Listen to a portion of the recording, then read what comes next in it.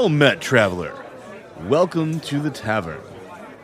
Did you know that this magical place is where more than half of history's greatest adventures have begun?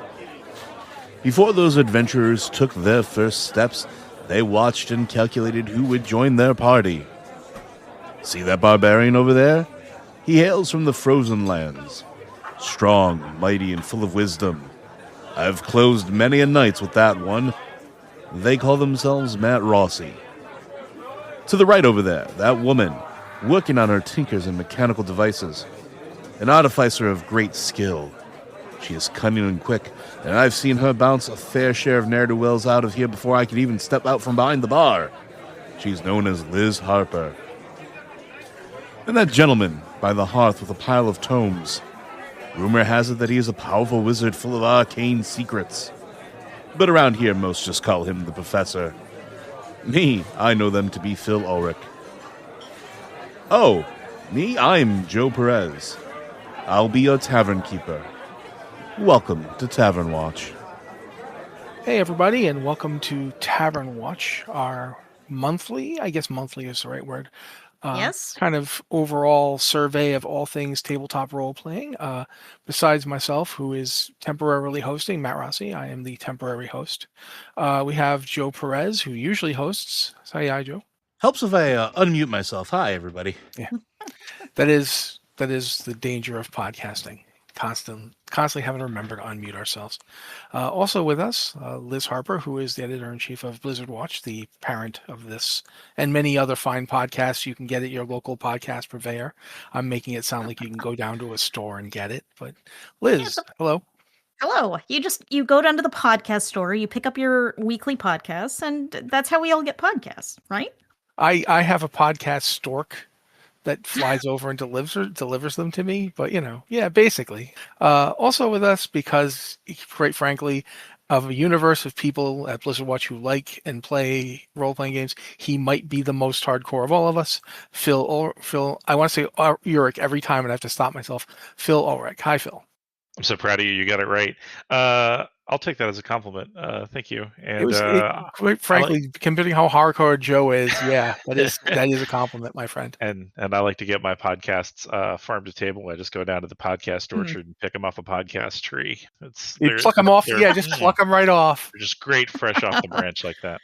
So, we usually start this thing with like a basic thing about what everybody is reading and playing and looking forward to and so forth. So I'm going to hit Liz first. What are you reading or playing or looking forward to, Liz?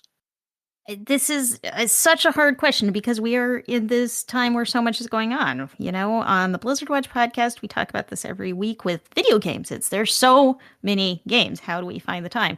So it's like, sitting to my left, I have a copy of the new Starfinder 2 ebook. I finally got a print copy, which is awesome, but it's a whole lot of pages. And yeah, it's very large.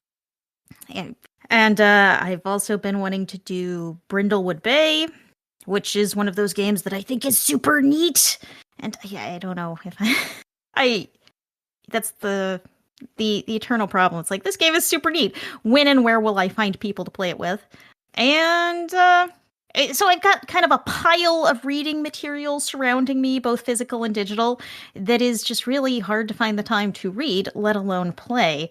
So most of what I'm looking forward to right now is actually live plays, actual plays that other people are doing. Critical Role Campaign 4 is starting next week on October 2nd, which I'm very interested to see how this one goes.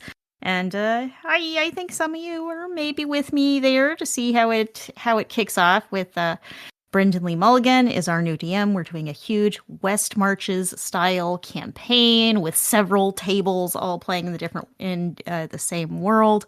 But they're going to have all 13 players there all together in the first few games. So that will be interesting. And it's sort of presented as a tale of intrigue and mystery in a world that has overthrown the gods and is figuring out what happens next. So I'm very interested to see where this is going. If you are not into Critical Role, look up their YouTube channel. There's a story trailer that sort of lays it out for you. And also this month, the game with Deborah Ann Wall is running, Tales from Wood Creek. That's starting on Halloween. And I'm not sure if it's one big game or if it's a bunch of episodes, but it's D&D with real life stuff. It's just like, is it D&D? Is this a reality television show? Is this like a weird themed escape room? And the answer is yes, maybe. That's going to be airing on the Dungeon Dudes channel on October 31st. So that's also right around the corner. And I've been really, it looks intriguing. Deborah Ann Wall is incredible. And there's a bunch of great people there. Angelina Barami, Jessica Henwick, Sean Muj. I am sorry for butchering anyone's names. Sean Muj. This is not my day. Sean Mujumder, Monty Martin, Kelly McLaughlin, Eamon Villani, Will Wheaton, and Deborah Ann Well. Back to the beginning. So I'm looking forward to all these things other people are doing. And then, of course, we here at Blizzard Watch are talking about what we're going to play next. Matt is talking about running a game that we're trying to organize, which organization is the bane of all games. Yes. We played Shadow Dark. I can't even organize myself. I it's hard enough to organize just one person existing, much less 5 or 6 people trying to play a game together. We played Shadow Dark a few weeks ago. That was really fun, and I got a lot of mileage out of saying, I cast Magic Missile, which that was frankly, that was my highlight, getting to say that over and over again. I had a lot of fun. But yeah, I'm looking forward to watching other people play things more than I am like actually reading or being actively involved in an actual game myself right now, which that's the problem. That's the struggle. I gotcha. I'm gonna go with Phil. Yep. So I am blessed. Before I do, I actually have to say something, Phil. Because of you, one of the ones I'm going to talk about is because of you. So just oh no, now go. Okay, fair enough. So playing last night was the third session of a Fabula Ultima game that I started playing. The first couple sessions were kind of like, let's get used to the system, to the plot, etc. And now we're kind of getting into the meat of the campaign. It's a lot of fun. I picked some players who I know are like super big into JRPGs because that's kind of the big gimmick, I guess, of Fabula Ultima. Is it's supposed to try to replicate the kind of stories you would get out of like a Final Fantasy or a Tales of game. And they are bought in, and it is super fun. And reading, I have been, I've picked up Mythic Bastionland again. I've been actually kind of using the tools in there with different things. Like I actually find that the site design tools in there are really cool for games where you don't need a very precise dungeon map, unlike our Shadow Dark game.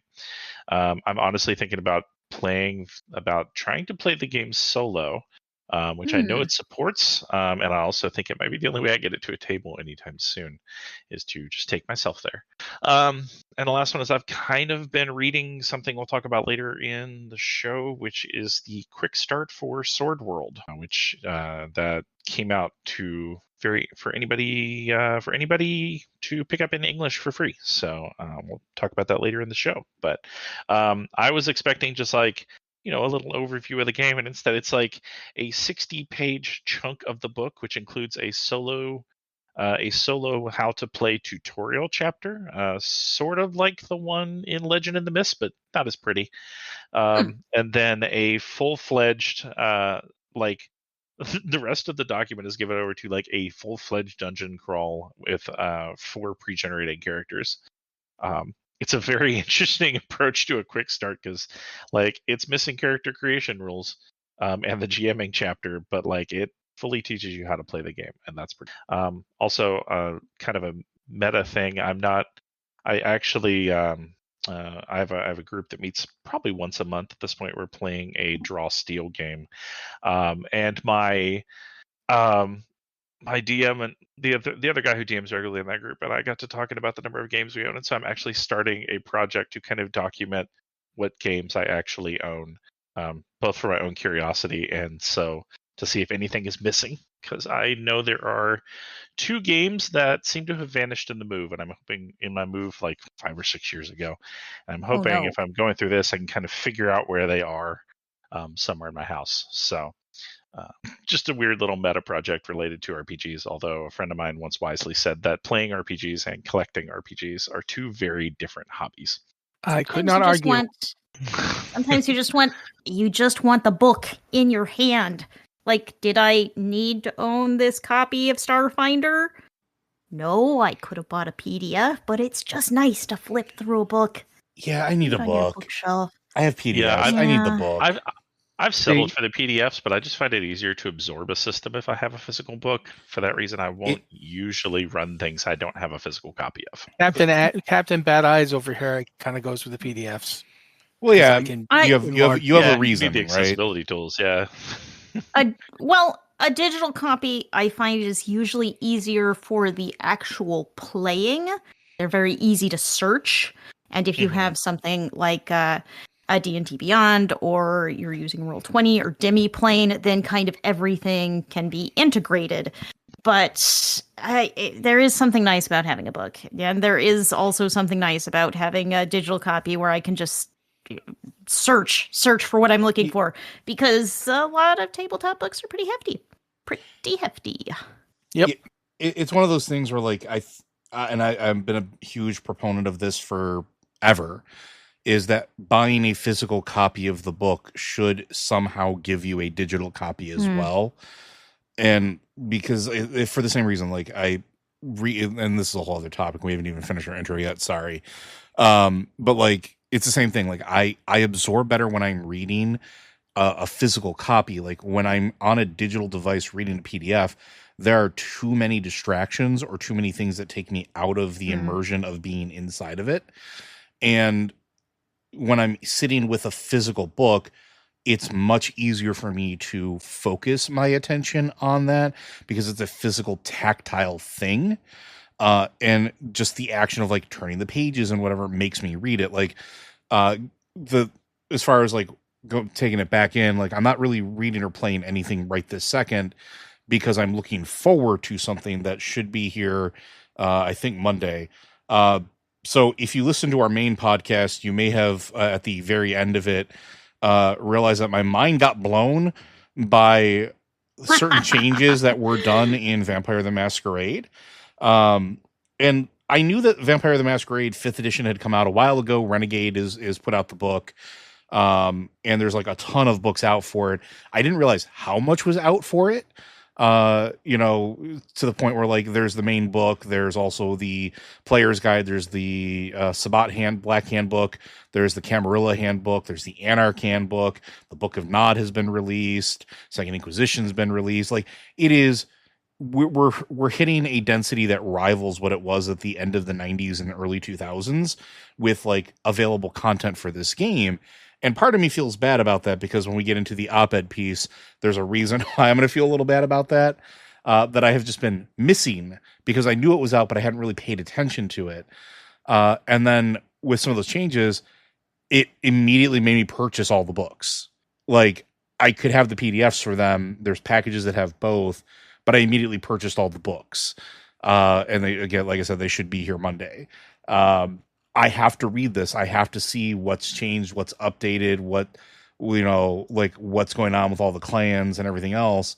And it is, again, something that I will have an absolute much easier time doing as soon as I have these books physically in my hand. So that's my short version of a rant into what I'm looking forward to. So I'll kick it over to Matt so he can give his. I was actually going to ask you, is this serve as your intro bit? Yeah. You've told me. Okay. I was trying to do that flawless segue, professional. Thank you. I appreciate it. I've been going back through some stuff that I bought a long time ago and hadn't really looked at.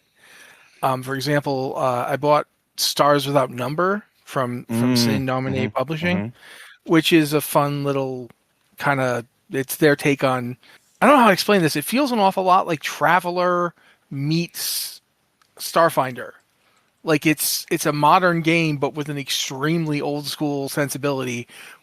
And you're in control of it to a degree where if you decide you want to ratchet it up, so you have to worry about fuel, you can absolutely run that game, or you can have the game where you're just like, yeah, the ship flies on magic. It just a wide variety of things you can do with it, which is kind of like I've already bought Ashes Without Number, so that was the first one I got from them. It's kind of their trademark, I think, is Scene Normandy likes to give you. It's less of a game and more of a like you could run this with any rules you want. It's just like tools. Yeah, it's pretty much. Here's a toolkit to build this kind of setting. Here's a toolkit to build that kind of setting. Do you want to do like a Fallout style post-apocalypse game? Here's Ashes Without Number. Would you rather do Gamma World style post-apocalypse game? Again, Ashes Without Number has that for you. And the same with Stars Without Number. So I've been going through those. I downloaded the Kickstarter, not Kickstarter, sorry, the Quick Start for Outgunned Superheroes, which is about 70 pages. And it is very, very unfinished. You're not getting the whole game. It's basically, I don't even think it should be called a Quick Start. Sorry, I keep saying Kickstart. My God. I don't think it should be called a Quick Start. It should be basically just called a preview. Because I don't think you could quick start a game with this. But what you can do is read it and get a sense of what the game is going to be like when it comes out. If you know the outgun system, it isn't that different. There's just a bit of variety in terms of how it works, for lack of a better word. Like I think it basically takes the other kind of outgunned settings, for lack of a better word, and it amps them up because superhero games are like superhero movies, which is what it's based on, tend to have a slightly more elevated action content. So it's cool, but it's very unfinished, and we're going to be talking about other superhero games and later on in the show, maybe, if we get there. So I'm interested to see how it ends up comparing to other games that I like in the genre. And finally, I've been reading and rereading and rereading Exalted Essence, which is the supposedly condensed version of Exalted that Onyx Path put out earlier this year. And keep in mind, it's 2025, everybody, and it's almost 2026. Don't say that. Don't say that. Unfortunately, it's true. And what's really funny is this is only condensed compared to Exalted itself, which when people talk about large books, I always pull that thing out. Exalted 3rd edition is the size of the entire corpus of D&D books. Like if you took the 2024 Monster Manual, it might actually be larger. Yeah, it might be. It is enormous. It is like, and not only is it some like almost 1,000 pages, every page is like laminated with huge art spreads, and it is possibly the most hostile book in terms of you digesting it. It's beautiful. It's absolutely beautiful, but it is painful to try to learn the system from it. So compared to that, Exalted Essence is in fact, it's super easy to read. It's pick and play. It's great. Compared to any other role-playing game book, it's average. It's like a 450-page book, which sounds huge, again, until you compare it to its predecessor. So yeah, I've been reading that and liking it, but also thinking to myself that this was only necessary because no editor apparently had the ability to stop what they were doing with 3rd edition Exalted. And finally, there's Legends in the Mist, sorry. I just got the core book literally today because of something we're going to talk about on the show. And I saw that Legends in the Mist was in the book and bundle, and that's what decided me because Phil talked about it like 3 times. Yeah, we'll talk about that because it is an insane value. Yeah. So at this point, I think we are going to just start moving off into topics, and I do want to talk about that bundle up front. Right here, it's a Roll20 bundle is live. It's basically from what I understand, it's kind of like a Humble Bundle, but not. But it has something like 10, 15. I haven't even gone through all the stuff in this yet. I just downloaded the things I wanted from it. The rest of it's sitting in my library thing, telling me, taunting me with its existence. Like, when are you going to read all this? There's a Cyberpunk Edge Runner's got a mission kit It's in here. Legends in the Mist was in here. It's the core book. The entirety of Masks, which Masks a new generation. We'll be talking more about that later, but that's in there.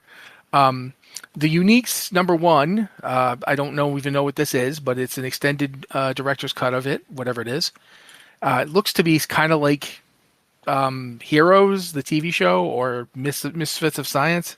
It kind of has that kind of vibe, but I have not gotten into it yet. Artesia, the Book of Dooms. Again, just wow. There's so Icons Annual 1. Let's Shotguns and Sorcery. There's just a ton of let's stuff. not. Go Yeah, ahead. I was gonna say let's not list all of them because we're gonna be here a while. Yeah. This What would be is the whole what? podcast. Yeah, what does anyone have a highlight they want to pull out? I would definitely highlight Legend in the Mist. That was such a fun, interesting game to play.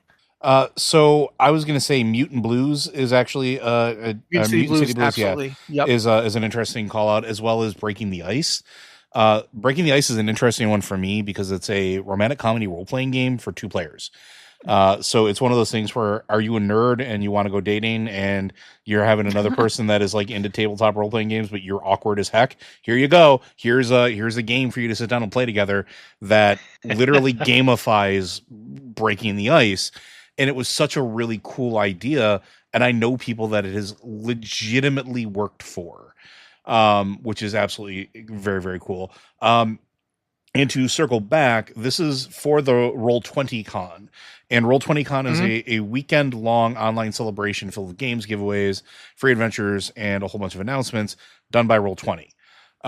So it's one of those things where these are all the games that were being played during the convention and the online convention and everything else. This I think first started, I want to say it was like back during COVID. Might have been before that. But it was really interesting to see this pulled out. And like, there's so much in this for, $25 USD. You're getting almost $250 USD worth of stuff. Yeah. Phil, do you have one? I'm going to actually call out 2, which is, since people have already mentioned Legend in the Mist and Masks, I'm going to scroll down and call out one game and one non-game. Fate of Cthulhu is in here, which is Evil Hat's. It's exactly what it sounds like. It's Cthulhu gaming, but in Fate instead of the basic role-playing system. Very cool product from Evil Hat. Really recommend that if you want to play Cthulhu, but maybe number crunching isn't your thing. And then the non-game one is, I'm going to call out Dork Decade, which is a full decade of John Kovalich's Dork Tower comic. Yeah, it is fantastic. We just got a physical print of that at the shop, actually. Yeah, I really, this is the thing I want most out of this bundle that I don't have, and I want to get a physical copy of it. So I think I'm gonna have to find a place to get it. And if you can't, I know a guy. Yeah. Oh yeah, that's right. I do know a guy. I'm not 100% clear. I know that the any proceeds from Roll20Con itself go to the Trevor Project. Yes. I'm assuming that the proceeds from this bundle go to that as well. Yeah, so the Outright International is what it is, right? So it's the partners with the Globe to Strengthen Capacity of the LGBTIQ human rights movement, document and amplify human rights violations, and advocate for inclusion and equality. So it goes to a plethora of different places, essentially aimed at inclusivity and fighting against, evil. I don't know how else to put it. All things I think you can get behind if you're a tabletop fan. I think so too. At this point, pretty much everything I would possibly have mentioned has been mentioned. So I'll just say that I was super excited to see that the Trinity Continuum Core, which is a book I even kicked back the Kickstarter for this one. It's actually a really good system for doing a lot of different stuff. It's based on the old vampire storytelling system after a lot of changes, but I like it, and I'm glad to see it in this bundle. It's a great bundle, and it's the fact that Shotguns and Sorcery is in here. No one's mentioned that one. It's a 5e source book for it too. It's an adaptation, so it's a little weird, but I like it. It's basically exactly what it sounds like. It is one of those times where the game doesn't even try to hide anything. Did we get any call outs from Liz on this one? Oh, I thought Liz already did first. I'm sorry, Liz. Yeah, I mean, Yeah, I was Legend of the Mist. A lot of these I'm not familiar with, but Legend of the Mist popped out because it's new. It's such a high quality book. It's a fantastic one. Okay. It's very cool, and I just wanted to mention it right up front. Joe had talked about something last time. I want to say last week, but it wasn't last week. It was last month. Content creators to recommend, to discuss, and so forth. I only have one, so I'm going to push myself to the back. One of the great things about hosting is I can push myself to the back. And start with Joe, actually, since this was your idea last time. Yeah, so we talk about this occasionally, and it's one of the things that I feel really strongly about. Like, we are content creators. We obviously have a lot of podcasts. You're listening to one right now. We have live play. We have a lot of things that we do. But one of the things that I think is really nice is giving shout outs to other creators in the space that we enjoy their content for whatever the reason is. And me, I'm a big proponent of games that feel like everybody involved is friends or are friends, right? Because one of the biggest things to me that I dislike is when the production value is too high, because then it's not a game anymore. It's an audio drama as far as I'm concerned. So I have a few call outs that I'll put out there. One, I'm actually going to give a shout out to my brother from another guild mother, Amir, who is known as Dimples and Dice online. And he has been doing Philly by Night for years now. And it is one of the most entertaining, character-driven Vampire the Masquerade live plays that I've ever had the joy to listen to, which is why I have so much guilt at not realizing how much has shifted in 5th edition, because I've been so enamored with watching the stories that they're telling that I've completely forgot to look into the mechanical side of things. But if you're looking for Vampire the Masquerade content with all the safety tools in place that you'd possibly need and consideration for all walks of life, I can highly recommend Dimples and Dice and Philly by Night. As far as pure podcasts go, there are a couple that I listen to fairly regularly. Not Another D&D Podcast is probably one of the top of mine, simply because I really enjoy all the people involved. And sometimes it can be a little more jokey than gameplay. So if you're looking for more gameplay and less jokes, it might not be for you.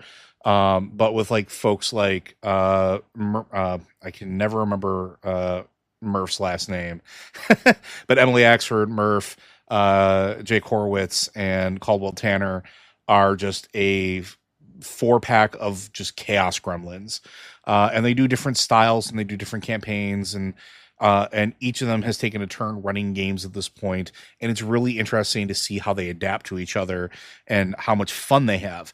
And Murph is very much a DM in the same vein that I am, where it's like, this is cool, I'm going to throw it into my game, or I'm going to let my players have it because it's fun. So like he resurrects spells, old spells from like editions long gone, and when they're playing D&D or whatever the case is, just to make it mechanically work. And then on that same front, going with that same group, a couple of them are actually in Dimension 20 on their seasons, which I push Dropout a lot to folks, as particularly for Dimension 20, because while the production value is really, really high, they're all friends. And so there's a bunch of joking at the table, and you can see the glances and the trying to make each other break, and them trying to, just kind of get the best of each other. And it's uplifting for me. Along that same vein, we have Dungeons and Daddies, not a BDSM podcast, literally their tagline, where they started playing the game and they had no idea how to play D&D, which was absolutely fantastic. And they've gone through different evolutions. So they're on their 3rd season right now, which is the first 2 seasons were D&D with the concept of they were playing dads stuck in the Forgotten Realms trying to get their kids back. And then they were playing the grandchildren of those in the 2nd season, trying to save the universe. And then the 3rd one, now they're playing Call of Cthulhu. So, straight into the Eldritch Horror. But they're absolutely, they make a ton of jokes. They have a good time. It's really, for me, rewarding, which has led me to discover, because Anthony Birch, who is generally the game master for Dungeons and Daddies, started a new, I don't know if it's a limited run series called Gumshoes and Dragons, where it's not about combat at all. There is you don't do combat. You literally are trying to solve a murder mystery.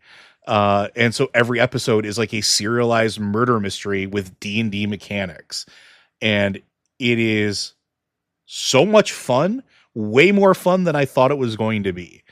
So those are mine. I could probably sit here for a while because I consume a lot of this content, but those are my shout outs. Those are the ones that I enjoy, and maybe you will enjoy some of them as well. Okay, Liz, I think I know what you might want to talk about, but I'm going to try and ask you anyway. I mean, I kind of already talked about a couple of things that that I enjoy.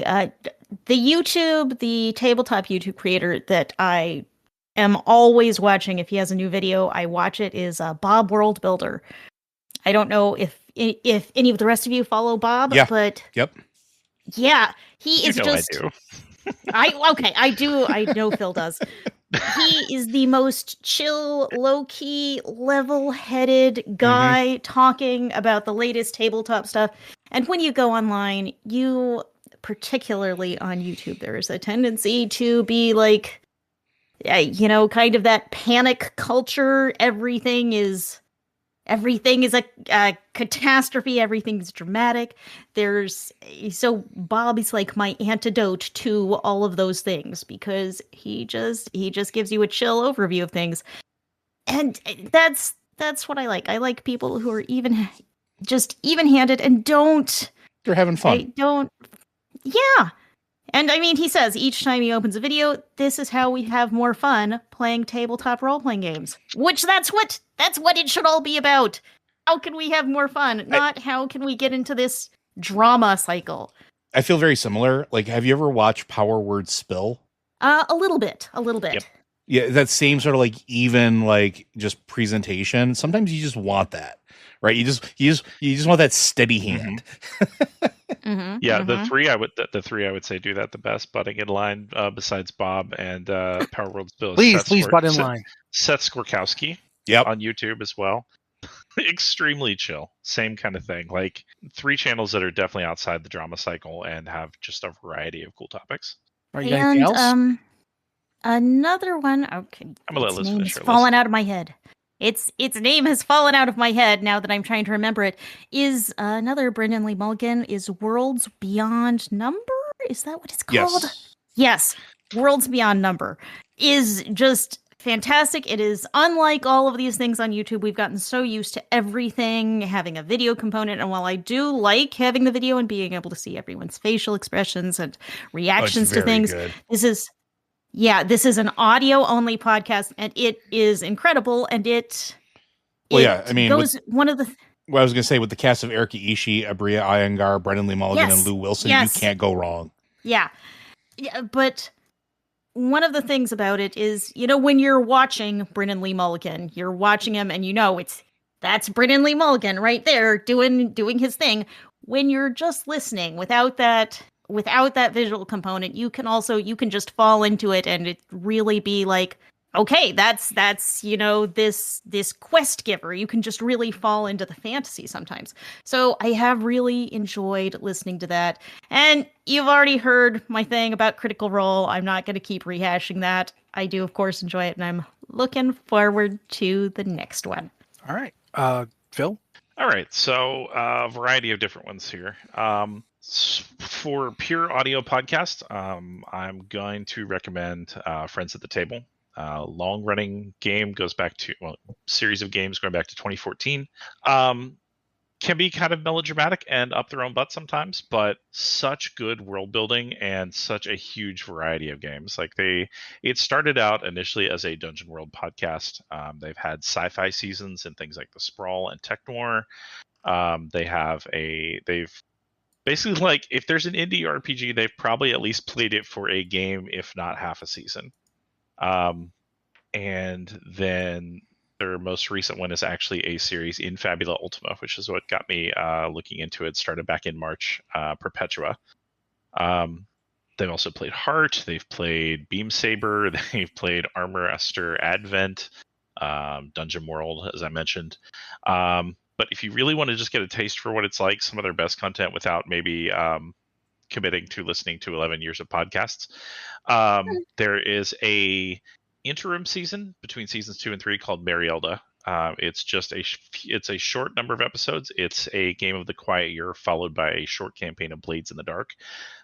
Pretty much standalone. You don't need to know any of the background of their fantasy setting to enjoy Marielda, and it's just a very, very cool podcast.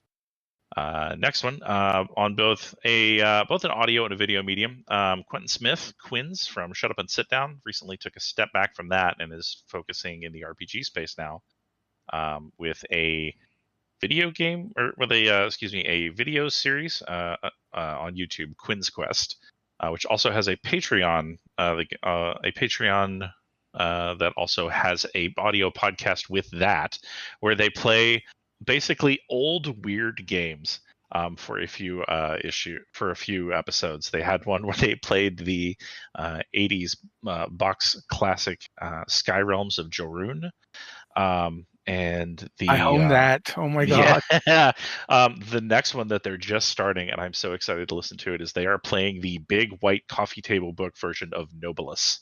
Oh my lord! Are you kidding? Yeah, they're actually going to play Nobilis, a game that is allegedly unplayable. So I've tried playing Hive Cube, so I know Nobilis is not unplayable. But yeah, but the video component is really, really in-depth reviews of a game, and the perspective you get is interesting because he, as he calls it, the Quinn's Quest guarantee is that he has run a campaign of these games before he talks about them, just as part of the review. So, like when you're getting his review of Triangle Agency or his review of Mythic Bastion Land or of Mothership, he has played a full campaign in these games before coming to talk to you. So, like you get the actual full experience instead of just, I've read this book, here's what I think might happen. And then the third one I'll plug is mostly writing. He mostly does videos to plug content when his games are about to be published. Chris McDowell of Bastionland, bastionland.com, constantly this one is primarily a blog.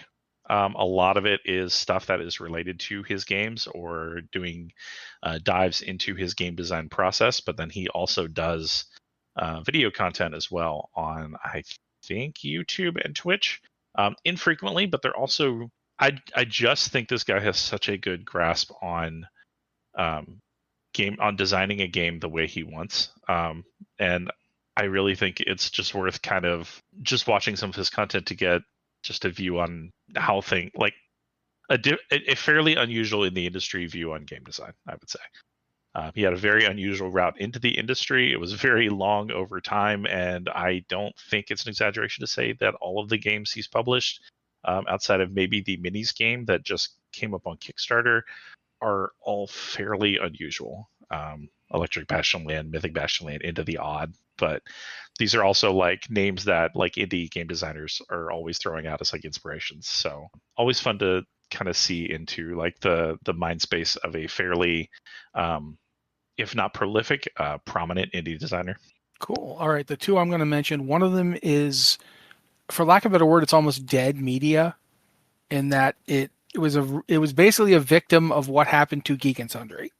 If you all remember Geek and Sundry back before Critical Role was its own juggernaut, they were a bunch of people, voice actors, doing a show hosted by this other entity owned by Felicia Day called Geek and Sundry. And then, I don't have time to explain the destruction of it to you, but Callisto 6 is the show in question I wanted to talk about. It has 2 seasons. There's something like 70 episodes all told. And it's a Cypher System cyberpunk meets superheroes game. So it's basically like if it had dinosaurs, that's the only thing I can think of that would make it even more up my wheelhouse. It's a good show. I recommend going to see it. It's, like I said, it's pretty much dead media. They're not going to ever finish it. There's the people who were in it have moved on to other things or just vanished entirely, as far as I can tell. But yeah. That's the first one I'm going to mention because it is just a fun game to watch. They do the thing where everybody feels like friends that people were talking about, but they're also kind of like, one of the things I love about it is how into it they get. Like, there's not a ton of jokes. They do tell jokes and so forth, but when they get to the game part, they get pretty serious because they're so into what they're doing. And that's just infectious for me. I love watching people who are excited, who really want to play that character that they've come up with. The other one is, I don't know if anybody's heard of this one. They probably have, because basically Oxventure is the channel that I'm talking about. Mm-hmm. It was started by people who were doing other things. They were originally Outside Xbox, and then they started another channel called Outside Extra, so they could talk about games that weren't on Xbox, and they hired 2 more people to do that channel. And then they all started playing D&D just because it was kind of something to do, and it was getting big on streaming, and they wanted to try and do some themselves, and not many of them had actually ever played. And I guess none of them understood that they were going to get infected by the spirit of all of them wanting to run their own games, because suddenly they were doing a Deadlands series, and they've done 2 Deadlands series now. They did a whole bunch of Blades in the Dark, like a significant amount of Blades in the Dark. I've not seen that many people who'd never played the game before try to do Blades in the Dark, and they did. Something like 12 episodes at least. They're now doing basically like they did a Traveler game. Again, if you're new to gaming, to run a Traveler game, that's kind of inviting punishment to yourself. And they did it, and they seem to have a ton of fun doing it. I've been watching their stuff for a while. I actually stopped watching their non role playing game stuff. Like I don't watch Outside Xbox or Outside Extra anymore. Not because they're bad or anything. I just don't. But yeah, I've watched everything they did. Their Daggerheart game they did recently. They just released an Invincible one that I haven't seen yet. They played the Invincible RPG. They don't do the thing where they do whole campaigns for everything, but they do for a lot of things. Like I've not seen a ton of Blades in the Dark stuff before they did it. Then of course, as soon as I saw theirs, I saw a million other ones, because that's how the life works. You know, you think, oh, there it is. But yeah, I mean, I recommend it. When you're trying to figure out what to start with their really old stuff, like the Guild stuff, the Oxventures Guild, because it's when they're learning how to play it all. Like at one point, somebody joins the game and doesn't know how to play, so he starts what are they called in D&D? Dragon something? God, I haven't played that in a while. Anyway, he's playing a paladin, and he's throwing bombs at everybody because he has no idea how to play a paladin, so he just bought a bunch of bombs and starts throwing them at people. And it works for a surprisingly long time. I've enjoyed it. I've enjoyed watching it. I think it is one of the more fun experiences I've had watching content. I mean, I could list others that are like that, but that's the one I'm going to list because I don't think as many people know it. So yeah, those are my 2. But yeah, okay. I think that's a fair assortment between... My God, Joe and Phil had so many. I feel like we've covered a good amount. There's tons of content online, absolutely tons of it. And if you look for it, you will find somebody who plays the way you want to play. That you'll learn things from them, and you also have fun doing that. So, yeah, I guess we should. Oh, go ahead, Liz. It is the looking for them that's hard, especially when there's so much noise out there. So I think we should try and keep highlighting a couple of creators every time we do this, because it's hard to find good stuff out there because there is so much stuff. Yeah, there's a lot of noise. Mm-hmm. And also there's our stuff. You can also watch you our can stuff. Indeed. On this very podcast channel, or maybe you handpick your podcast from an orchard. I don't know, but you should be able to find us. As long as you don't plow the earth and then, reap them up. That's just wrong, man. Don't reap your podcasts. Yeah, I don't have time to grow podcasts myself. Yeah. Really quickly, I wanted to mention this one because I just mentioned that one of the things I just mentioned, Cypher Callisto 6, was a Cypher System game. We're getting a second edition of the Cypher System, which is the Monty Cook Games system that they run their various products on, Numenera and The Strange. I don't know if that's every game they do, but I think it's pretty close to them. Like I think Cypher System is almost everything they publish now. I think everything they do that's not explicitly a 5e product is a Cypher System product. Yeah. So including all their licensed stuff. Like I know they did the Old Gods of Appalachia podcast, or the podcast adaptation of an RPG, and that is Cypher System. Yeah. Yep. And it looks like they're basically breaking it up into a character book and a GM's guide. for the new version, which I won't say is a bad idea because the cipher system is simultaneously it's fairly rules light, but also kind of dense. Yeah, it's a lot to wrap around Yeah. if you're new to it. I can talk about that a little bit. The reason they're doing it is because the character side is not so generic this time around. Previously, it kind of offered a very generic set of character options for playing in whatever setting you wanted and kind of assumed that you would do the work to adapt it specifically to like supers or cyberpunk or fantasy or whatever. They are doing a lot more work to support a lot more settings out of the box this time with the character rulebook. Like explicitly, here are fantasy options, here are like space opera options, here are things like that. So part of that necessitated splitting it up in two. But their Kickstarter is also a very, very good deal because by backing the second edition, you get just a bunch of first edition stuff, adventures and settings and things, which they have promised will be backwards compatible once all is said and done. So if you like Cypher, which is honestly it's a fairly lightweight asterisk D20 based system with some weird quirks that I've seen that they're kind of polishing out in the second edition. It's a fairly good bargain, all things considered. So. Yeah. Plus, I mean, if nothing else, I've always found like Numenera in The Strange in particular, even if you don't use the Cypher System rules, there's a ton of interesting stuff in there you can just use in other games. So I'm interested in looking at this. I don't know if I'll kick into it, but I am definitely interested in seeing the. There's not a ton of. Anytime anybody else is doing any other game system, I'm kind of feel like I'm gonna at least look at it just because I don't like the homogeny of what we've had up till now anyway, and ever since the OGL catastrophe of a couple years ago now. I've been looking at more different stuff just to support, just because it's better for the entire ecosystem. I do want to do a quick note about that. The Cypher System campaign is actually on BackerKit, not Kickstarter, and also you have 7 minutes left to support it at the time we're recording. Okay, this, so but at least it's out there. Yep, it's coming. They have unlocked every single stretch goal. There's so much stuff coming. Yeah, I'm not surprised. It is one of the more well-known companies. Yep. Okay, Thundercats tabletop RPG, Dynamite Entertainment. Good. I'm happy it's out. I don't have anything else to say about it, but I am happy it's out. Well, I mean, did you see the second Thundercats cartoon they did? Not the Thundercats Adventures one. The second real one they did for like one season that had practically every voice actor from Critical Role on it. Yeah, that was very, very good and should have gotten a second season, and it didn't. Yeah. Yes, yes. And it didn't because of Hasbro, because they had finished it.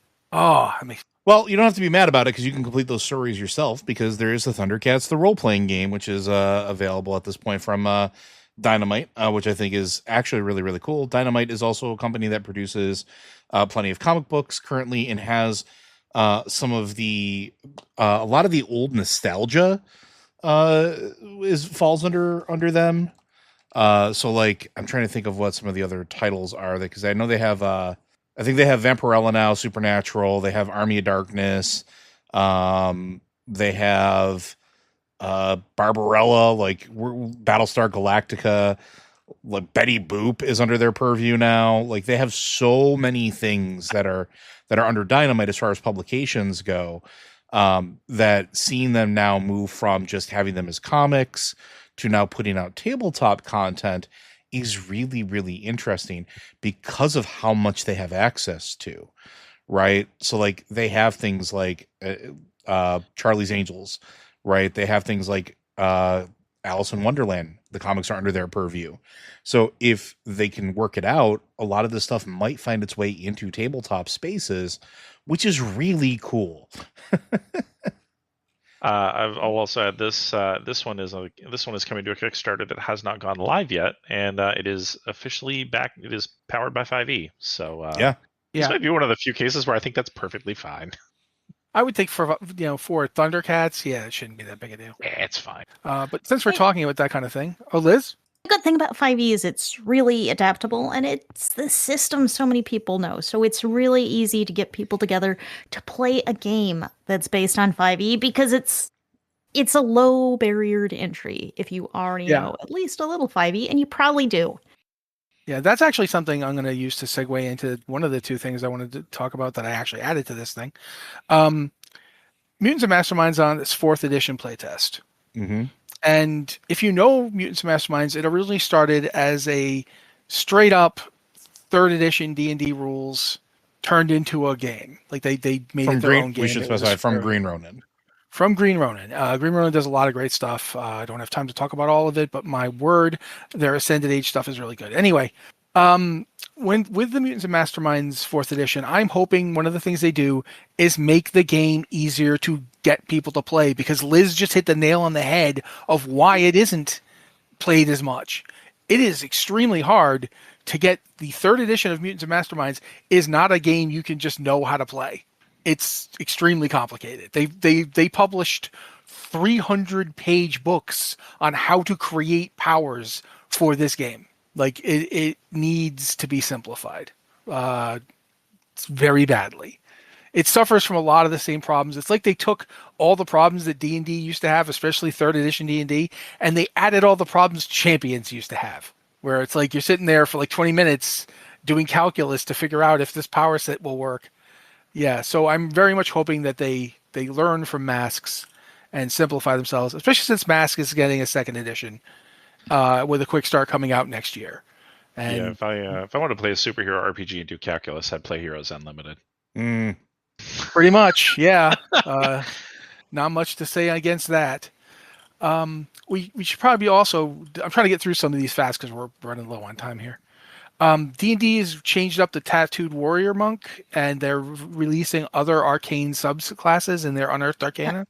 Go ahead, Liz. They had previously done an Unearthed Arcana on arcane-related classes with all these arcane-related subclasses, and recently in the last week, they've released a revised version. And it's nice to see them continue this development process and continue it publicly. We've seen a lot of leadership turnover in D&D, to put it mildly. Mm-hmm. And so I am always interested in the new Unearthed Arcana, and they particularly include some developer notes in them, kind of development notes. And it's interesting to see the process, and kind of reassuring to see that the process of converting some of the older subclasses and making new subclasses to bring to the game is continuing to happen. Yeah, I mean, it's one of those. It's one of those things where like D&D overall thrives on subclasses, like just as it's how you get a lot of the flavor for your character, not just feats. Even in the newest edition, subclasses are very, very character defining. So having the ability to have more options for it will always be, what players want. It was also one of our criticisms, I think, of the initial release of the 2024 edition, because it had so few of them, when there's been so many that have been released. Yeah, didn't they, of the classes they had, they added one subclass per? What they do? They capped it to exactly 4 subclasses for everyone, which meant that some things that had a ton. Like if you wanted to play a wizard, hope you wanted to play one of the 4 schools that made the book, because the rest didn't. But this also meant that some classes like Barbarian gained 1 or 2. So yeah, I remember Barbarians got the Giants one, which made sense really, because quite frankly, their previous subclasses weren't that great. Says the guy who plays too many barbarians. Since we're talking about that, I think we should also mention that there's a new kind of starter set for D&D. It's called Heroes of the Borderlands. Liz put this here, but I do think it's worth mentioning before we go into this, that it's essentially a nod to the old Keep on the Borderlands adventure that came out with the original starter set to D&D. So Liz, what exactly is going on with this thing? Well, I think the timing on the entire D&D 2024, I'm air quoting there, release has been a little odd, a little rocky, in that we are a year after the release of the first book, and we're just getting a starter set. And the starter set includes, it's your quick start. It's got some short books that get you started on the rules, and a short. I believe this includes 3 short adventures to play with your friends. 4? Okay. Yeah. So, yeah, it's if you haven't played D&D before, or maybe even if you have, but you want a quick way to help your friends get into it, this is kind of the thing you would do. Instead of picking up, a $50 or $60 rule book and saying, here, read this. And this would have been fantastic to have out there right when the initial player's handbook came out, because this is how you get into the game. Even though I was just talking about how many people know and understand 5e, it's so easy to play because everyone knows it. There are people who don't know it. Yeah, and this is I was gonna say we just got them at the shop, and it was the first thing we said is, why didn't we have these, when the first one released? And nobody at Wizards could give us an answer. So so go ahead. I mean, this looks really genuinely good. If I were playing games in person, I would buy this, even though, I already have the core books digitally. Yeah, it's an extremely well-produced product. Like, for what you're getting, it's extremely good. Like, there's we mentioned like the 3 adventure booklets is what they call it, covering I think like one's for the wilderness, one's for the titular keep on the borderlands, then one's for the caves of chaos. It's got 4 pre-builts. It's got 200 cards for everything from like your spells, your magic items, like monsters, backgrounds, nice easy things to refer to. 200 tokens. Like that's a lot of tokens that you can just continue to use once you're playing D&D. And a set of dice, because maybe you don't have dice yet. Don't forget about the player boards too for tracking characters. Yeah, those are really cool. And go ahead. The player boards remind me a little bit of Daggerheart, and kind of Daggerheart's character sheets, which each character sheet is class specific, and it kind of includes all the stuff you need to play your class. These character boards are a lot like that, in that it's a kind of a pre-gen on a sheet, and it tells you everything you need to know. You know what this is? D&D 4th edition. Like, I'm not. It's not. He's not wrong. I'm saying that not as a derisive comment. And we talked about this on the podcast before. Looking back at D&D 4th edition now with adult eyes and not my knee-jerk reaction of this isn't my D&D, I appreciate it a lot more for what it did, and it did stuff exactly like this. Your abilities were given to you on cards. Your character sheets were character class specific, so that everything you needed was up front or moved to where it was more visible the front of the page. Like, while you had all the data or information that all the other classes did, it was always arranged differently so that it was, again, easier for you to look at. But again, also too, like, this comes with a set of dice as well. Literally, you can just play right out of the box. You don't have to do anything. And I think that's really, really cool. We were also talking about it. It's one of the great gifts that you can give somebody if they ever mention that they want to start playing it, especially younger kids. So one of our regulars, Jason, if you're listening, shout out to you, was talking about getting this for his niece, because she mentioned that she wanted to play D&D, and he didn't know this existed until we pointed it out to him. Like, well, here you go. This is where your jumping on point is. And he looked at it and he's like, where was this when I started playing? But it's the same thing, because it is such a low barrier for entry at that point. And as Liz pointed out in the notes here, but also as they point out on D&D Beyond, this is more of a board game than a TTRPG, and that's by design. Board games are easy for people to pick up and play. Board games are not scary usually.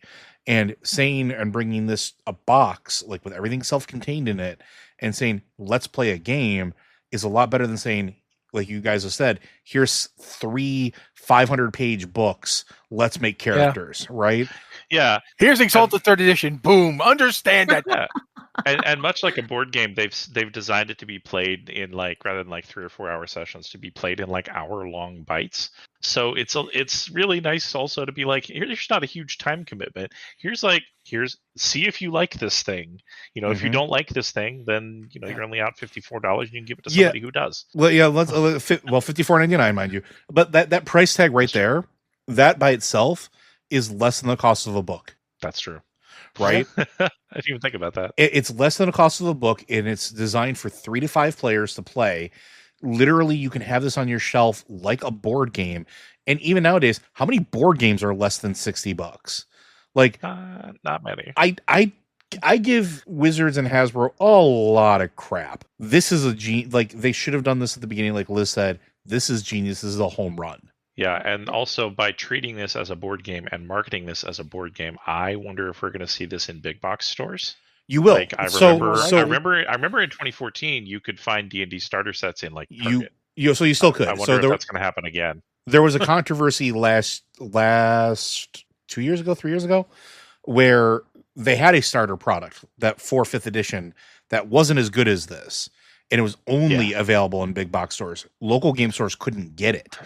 You were only able to get it from like Barnes and Noble or Target or Walmart, and we couldn't order it, and it was infuriating. And as far as I'm aware, local game stores got it first this time. And I have not seen this at the other places yet. I'm sure it will wind up there because, you know, they always do. And it's like a board game, like you said. But I think it's really important that they remember that without the local game stores and our ability to shill this stuff on our patrons, your game doesn't grow. I think it's interesting that we've talked a lot about quick starts this week because here comes They're another important. one. And well, Boom.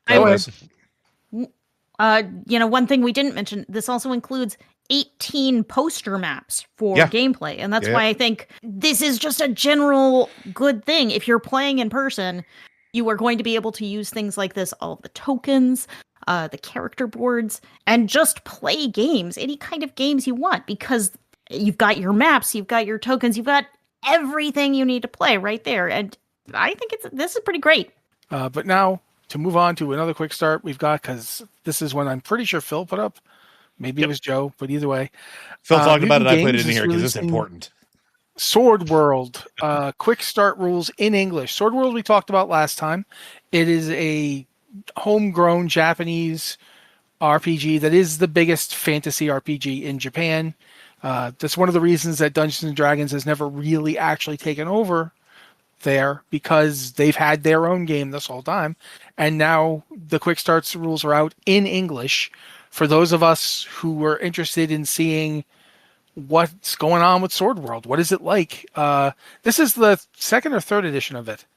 2.5 edition. Yeah, so there you go.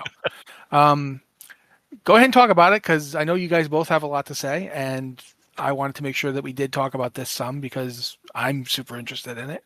So go for it. Phil, you go first, I guess. Okay, yeah.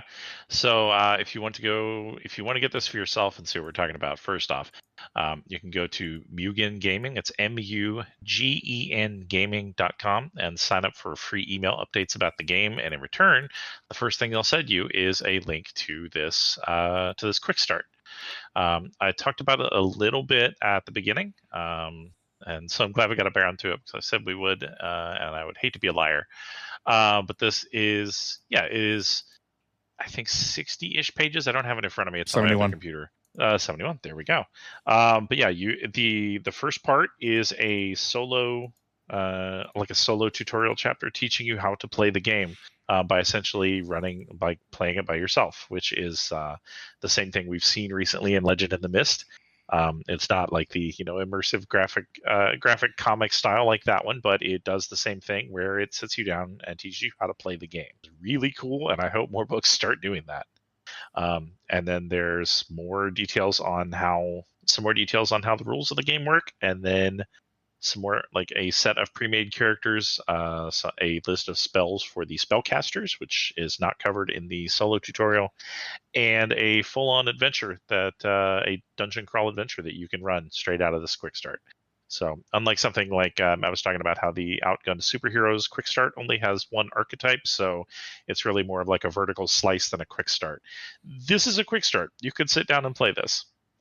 And it's really cool to be able to get this influential game that's been completely outside the English-speaking RPG sphere, to have such a big chunk of it available, and for nothing more than giving your email address over. You don't even need to do that. Oh yeah, you can just go to swordworldrpg.com.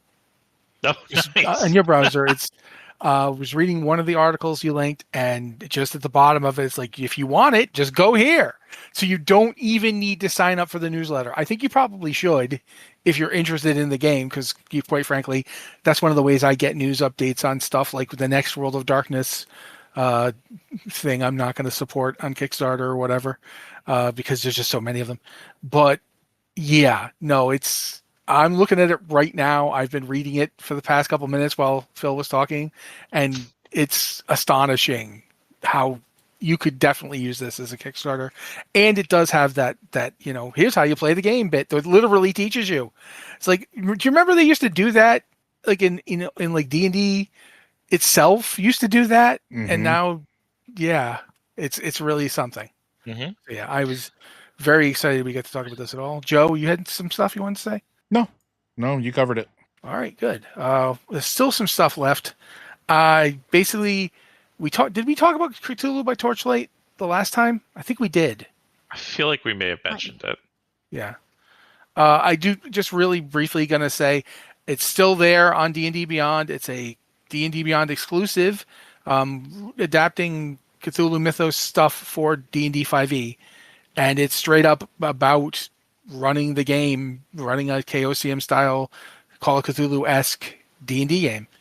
And it's basically designed by Mike Mearls, who, wow, okay. That's what Mike Mearls has been up to since he left Wizards of the Coast. And before that, he left KOCM. So yeah, there you go. I wanted to mention that really fast. Dungeon Crawler Carl, the Lit RPG books. I don't know if you guys know about them. I didn't until last week, but I do now. That's getting adapted by Renegade. Yeah, by Renegade. That's right here. Phil, you put this up, but you have anything else you want to say about it before we move on? Because there's some other stuff I want to get to before we say goodbye. Nope, that pretty much covers it. If you're into those books, there's an RPG coming from Renegade, who work on a lot of cool stuff. So, third edition of Apocalypse World coming to Kickstarter. If you don't know what Apocalypse World is, it is one of a series of basically, this is where. Oh my God, I can't remember the name of the system. My brain is just fried. Powered by the Apocalypse. Powered by the Apocalypse, right. That's where it comes from. So thank you very much. I knew I was embarrassing myself, but yeah. Paizo's decided they're going to be ending the Runelord saga, finally, after like multiple gigantic adventures about it. They're doing a adventure path with the third chapter in the Runelord saga. First Rise of the Runelords, and this new one, I believe it's called Revenge of the Runelords.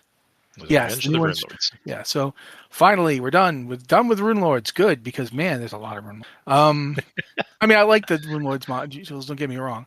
But I do think it is time to move on to other threats. It's not like they don't have billions of them. Paizo and your many, many threats. But yeah, that's coming out. And then when that's out, that'll be the end for that. I already mentioned the Mass 2nd Edition. So I think we've actually covered everything on this, at least a little. If there's anything in it we didn't mention yet, I don't know. So yeah, I think we're good. The Masks thing made me very excited to hear it's getting a 2nd edition, because we all know, to the point where we actually did an interview, and the creator of Masks had to sit there and listen to me fangirl all over him for an entire interview. So yeah, I love Masks. I think Masks is great. You can listen to us play Masks. That's one of the podcasts we've done. Everybody here, actually, I believe it was the four of us and Joan played Masks, and it was really fun. So yeah, that's all we got. Anybody have anything else to talk about before I turn to Liz and desperately try to get her to do her Patreon thing before we leave? Because I don't remember how to do it. There's always other things to talk about, but we've talked about a lot, and we will return with more next month. So I do want to remind you all that Blizzard Watch is made possible by Patreon support, which is from listeners like you. If you are able to support us financially, we are patreon.com/BlizzardWatch, and even $1 or $2 really helps. That is what keeps us going, folks. If you subscribe at $3 a month, you get access to all of these podcasts early and ads-free. So if you enjoy our podcast, that's a great, and you can afford to toss a couple of dollars, that is a great way to support us. If you can't support us financially, I'm just glad you're here listening. Listening to our stuff helps a lot. And like, share, and subscribe and comment. That really helps get the word out about the podcast and help us get a few more listeners. And that's great. So thank you all for being here. And if you can support us on Patreon, please do. Thanks so much. And thank you to Liz for remembering all that, because I honestly can't, and I was terrified I would have to do it. Thank you to Joe for basically being the powerful motivating force behind every episode of Tavern Watch we do. I love you, brother. Thank you to Phil for basically dragging me headlong into the 21st century in role-playing and forcing me to not just keep playing the same 3 games over and over again. And thank you to Liz just for being the reason we do this. I am so happy you decided we should do this podcast. I'm not even kidding. Thank you, Liz. I think our best content and our best podcasts are when we're doing things that we are passionate about. And there are so many people here at Blizzard Watch who love tabletop role-playing. And so this kind of naturally came out of that. Absolutely. But yeah, this has been Tavern Watch, guys. We'll be back next month. I constantly want to say next week, but it's not going to be next week. It'll be next month. Next week, we should be back with a game. We will be publishing our Shadow Dark series. And after that, we'll be back with another show like this with all the news you might have missed. Yep. Thank you guys very much. And adios.